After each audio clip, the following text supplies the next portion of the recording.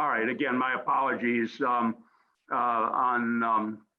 my technological bungling here, but I will start. What we've talked about, I found this very interesting. The title of, I guess, Katerina and I both shared the title, but my argument is going to be the traditional mission, role, and function of the university is what I continue to advocate, and that's an appreciation, respect, support, maintaining, and safeguarding the university as an essential societal institution. And I think there's a real danger here and some real threats to this there. Considerable rationale exists today to suggest that global society is in the midst of a revolution. I do not use that word lightly. There's a new toothpaste is not a revolution. Products or whatever, but a revolution, I think, is very definitely existing. It's fundamentally changing us as humans.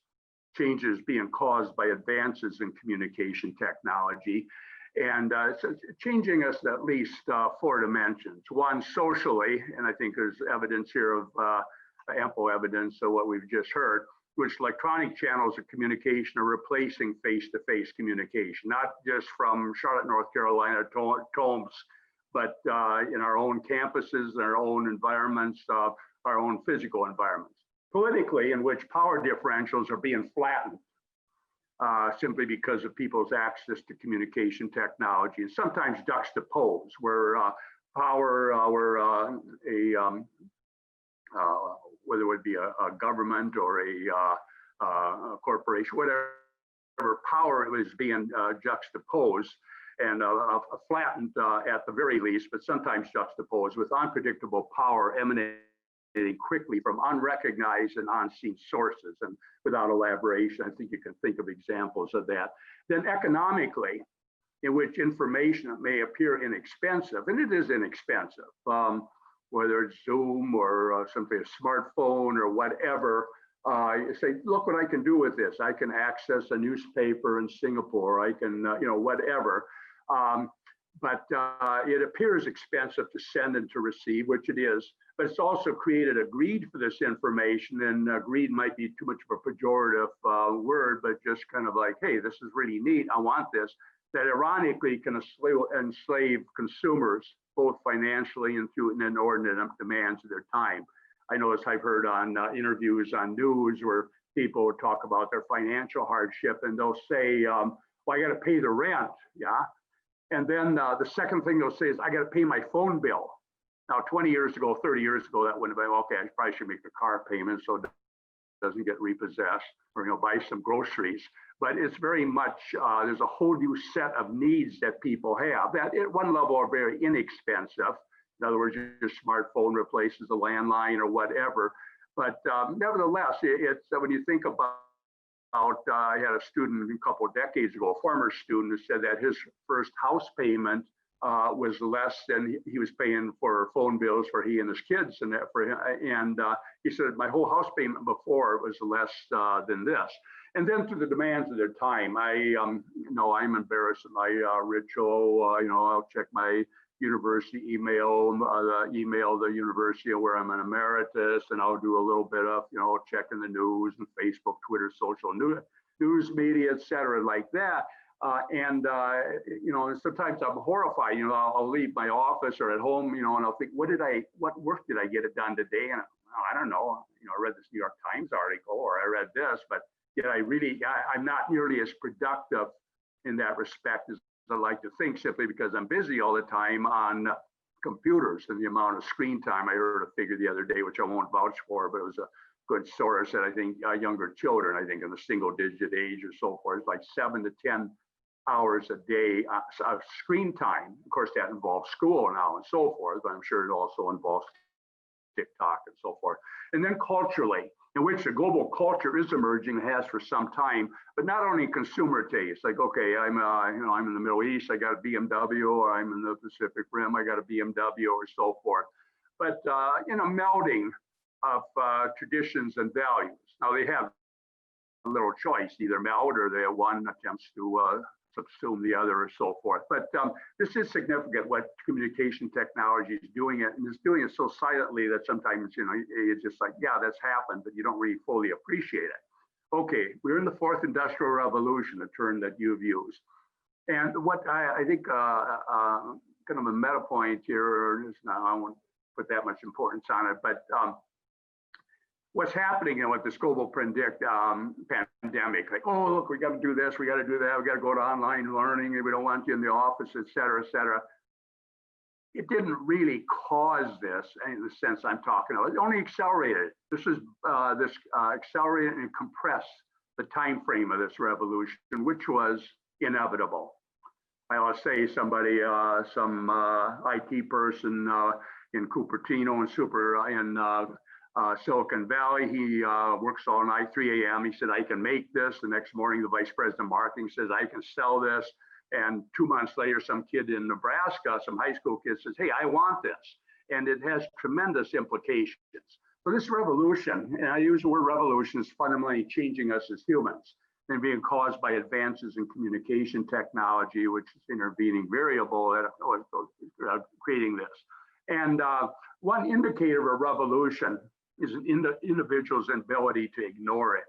Can I not do this? Now, I too purposely, I won't buy a car unless that particular platforms have been around for several years. Anything new, I wait. And sure enough, pretty soon, like, you know, 6 months later, people say, this doesn't work so good, et cetera. And I'm probably the only one in Charlotte, Mecklenburg County, North Carolina, or probably all of Russia. This is my phone. It's a flip phone. Someday I'll get a smartphone, but right now I say, do I need it? And of course, if people look at me like, you know, I'm a dinosaur, which I am in many respects.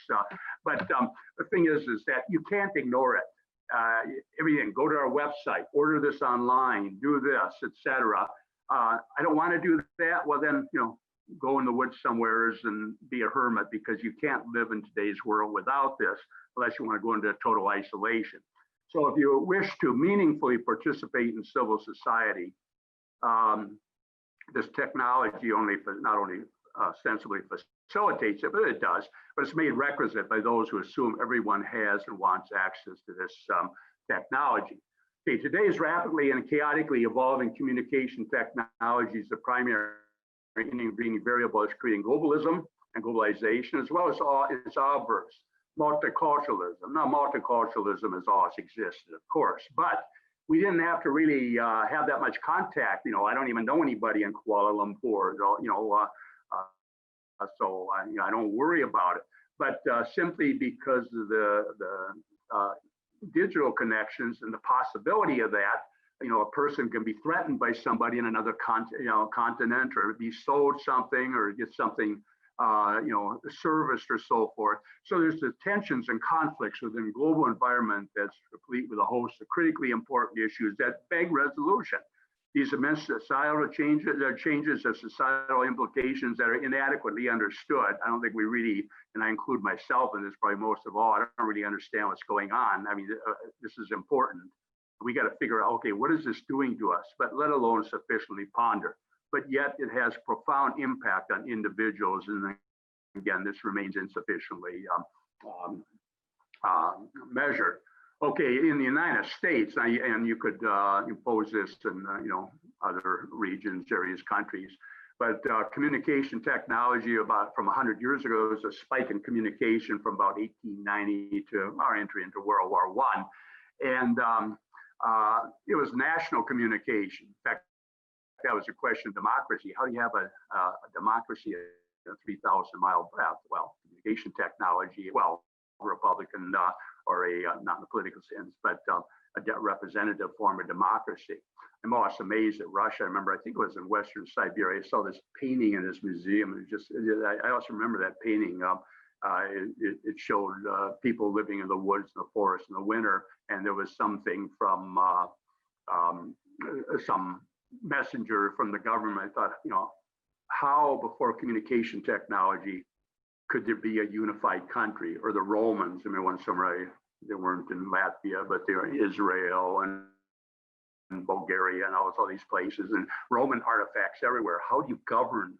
How do you communicate in that breadth? Well, today it's no problem whatsoever. But figure 100 years ago, resegmentation of citizens into occupational professional communities. In other words, I'm an accountant. I have a kinship and field community with other accountants throughout North Carolina or the world. And I can do this through communication technology at a national scale. And today there's arguably, and this has to be thought about, a global resegmentation. Really, it's a fragmentation representing seemingly infinite perspectives and multiple issues. I have a certain belief I can find somebody in, Sweden or in Japan or so forth. And there's this fragment. In one respect, that's good. In another respect, it creates this fragmentation that really kind of destroys, certainly existing communities. And this, I'll get to the university in a moment here. Become inverted between public and private, now confusing, threatening, undoubtedly highly dangerous concoction of what is private can become globally public at a keystroke, or what should be public, in fact, transparent. So if we assume globalization will continue its present trajectory, and there's no reason short of a cataclysmic event, there's no stopping it, and most people don't want to stop. It's like King Canute holding his arms up to stop the waves. No, it's here, it's going to continue, and it's going to increase and evolve geometrically, and this COVID simply accelerated it. What will tomorrow's globalization look like? How will indigenous societies have different, if not unique, cultural, historic, ideological traditions adopted this globalization, willing or not? So despite globalization, people and their societies in the foreseeable future will remain different culturally, historically, and ideologically, and these must be understood and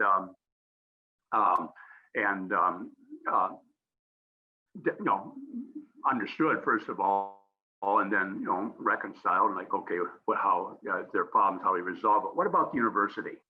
And this I find troubling in some ways, but it's also inevitable. I argue, as I noted, for the traditional historic mission, role, and function of the university is, and this is what's important, the university as it exists, and I know I'm including, I'm not being precise there, it's an essential societal institution.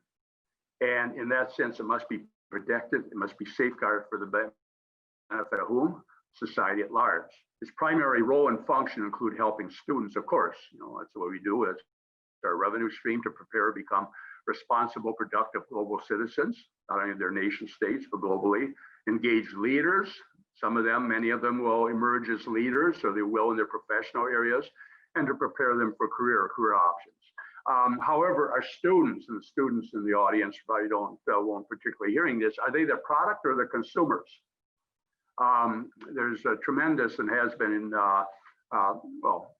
many places throughout the world, this idea of the student as consumer. And at one level they are, certainly, but really what the students are the products. In other words, when you get your degree, when you've had your university experience, we expect you to be a member of productive member of civil society. We expect you to contribute to the economy. We expect you to do what we prepare you to do here. So the university's mission, however, is to serve the needs, and this is my argument, its primary stakeholder in that society at large, which is part.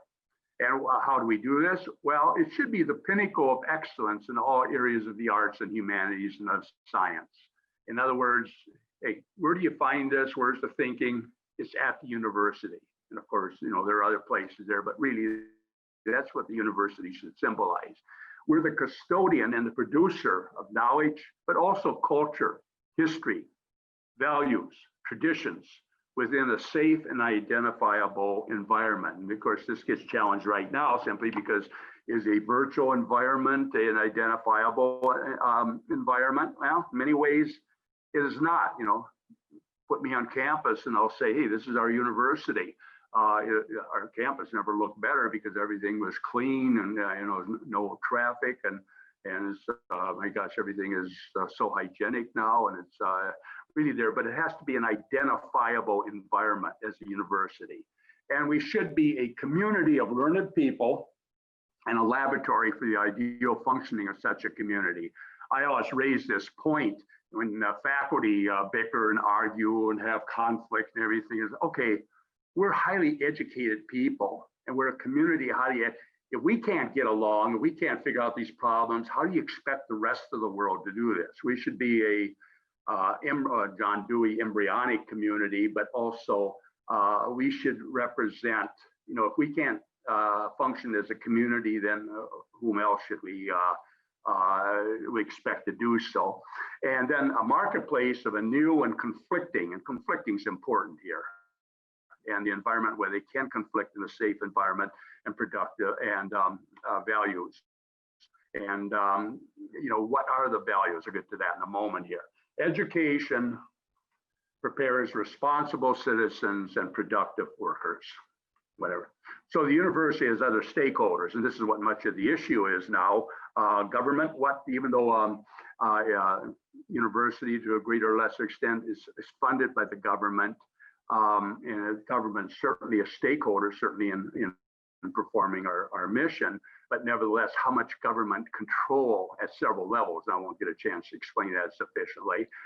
Corporations, of course, and that came up in some of this. What should be the relationship of corporations, or the corporation, that university itself as a business? These are very difficult questions, and you can now see arguments in various ways. And then, of course, NGOs, CSOs, non-government organizations, civil society organizations. But these are questions that COVID-19 has really exacerbated. It's really, like I say, it's accelerated something that we kind of know is happening, something that inevitably is happening, but all of a sudden, boy, we gotta, maybe would have given this a few months or a few, maybe a year's trial, but now we are thinking about things, and it's forcing us to do things that has tremendous implications, have tremendous variance with maybe our historical role. So can the university just present or in another form? And I'm open to another form. Well, I'm not open to another form, my earlier comments, but be sustainable in the fourth industrial revolution. If so, how?